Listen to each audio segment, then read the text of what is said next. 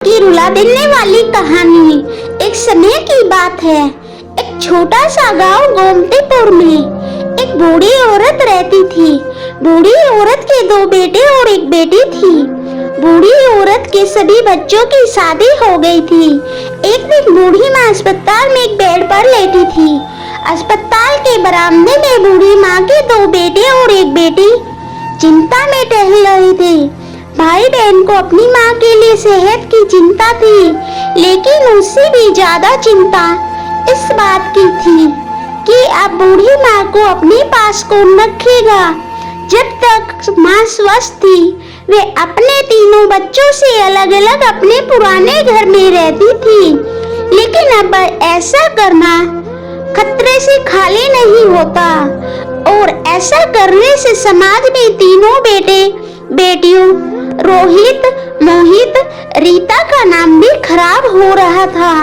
लोग कहते हैं कि देखो कैसी नालायक औलादे हैं। बीमार बूढ़ी माँ को अकेला रहने के लिए छोड़ दिया। 2 घंटे से बिना कोई बातचीत किए वे तीनों अपने अपने विचारों में उलझे हुए थे।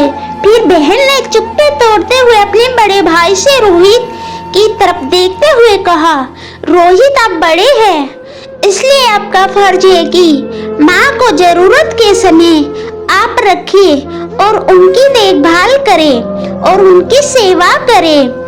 रीना बहन की बात सुनकर बड़े भाई रोहित ने अपनी पत्नी मीना की ओर देखा और बोला, मैं इस बात से बिल्कुल मना नहीं करता कि वह बड़ा बेटा होने के नाते मेरे माँ की देखभाल करने का फर्ज है। इसलिए तुम तो जानते हो कि मैं और तुम्हारी भाभी मीना दोनों ही जॉब करते हैं, इसलिए ऐसी हालत में बीमार माँ के साथ किसी ना किसी को हर वक्त उनकी देखभाल करने के लिए उनके साथ रहना पड़ेगा, जो हमारे लिए बहुत मुश्किल हो जाएगा।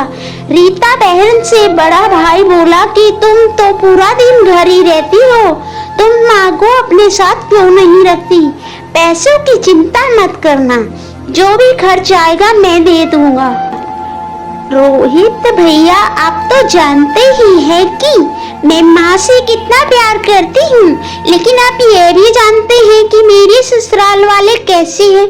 मैं ये बिल्कुल बर्दाश्त नहीं कर पाऊंगी कि कोई मेरी बीमार माँ को और मेरे भाई को गाली दे कहे। इसलिए अच्छा यही होगा कि माँ को मोहित भाई के यहाँ रखा जाए। बड़े भाई रोहित ने भी छोटे भाई मोहित के यहाँ बीमार माँ को रखने के लिए सहमति जताई। आप ये कैसी बातें कर रहे हो? क्या आप नहीं देखा कि माँ कभी भी मेरे घर 2 दिन से ज्यादा नहीं रही? उसका मेरे यहाँ मन लगता ही नहीं, फिर कैसे वह इतने दिन मेरे घर रह पाएगी? छोटे भाई मोहित ने मना करते हुए कहा।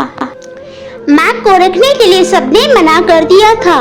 एक नर्स वहाँ दौड़ते हुए आई और कहने लगी, क्या आप वार्ड नंबर 9 में भर्ती मरीज के बेटे हैं? आपको डॉक्टर साहब अंदर बुला रहे हैं। सभी घबरा गए और दौड़ते हुए डॉक्टर के पास पहुँचे। डॉक्टर ने उनसे हाथ जोड़ते हुए कहा, आई एम सॉरी, मैं आपकी माताजी को नहीं बचा पाया। डॉक्टर की इस बात से सबके चेहरे पर झूठी मोटी दुख की परत थी, लेकिन सभी मन ही मन खुश हो रहे थे कि अब उन्हें बीमार माँ की देखभाल और अब उन्हें बीमार माँ की वजह से उन्हें और परेशान नहीं होना पड़ेगा। प्यारे दोस्तों, आज छोटी सी इमोशनल कहानी हमारे समाज का सत्य है। यहाँ लोग जो दिखते हैं वे अंदर से नहीं होते हैं। जो माँ बाप अपने 3 बच्चों को बिना किसी शिकायत के बड़ी आसानी से संभाल पाते हैं, आगे चलकर जरूरत पड़ने पर यही 3 बच्चे मिलकर भी उन्हें नहीं संभाल पाते या संभालना नहीं चाहते हैं। बच्चों को यह बात नहीं भूलनी चाहिए, जैसा बीज बोगे वैसा ही तो काटेंगे। अगर आज वे अपने माता पिता के साथ बुरा बर्ताव करते हैं तो उन्हें याद रखना चाहिए कि उनके बच्चे भी बड़े होंगे और बूढ़े होंगे, उनके साथ ऐसा ही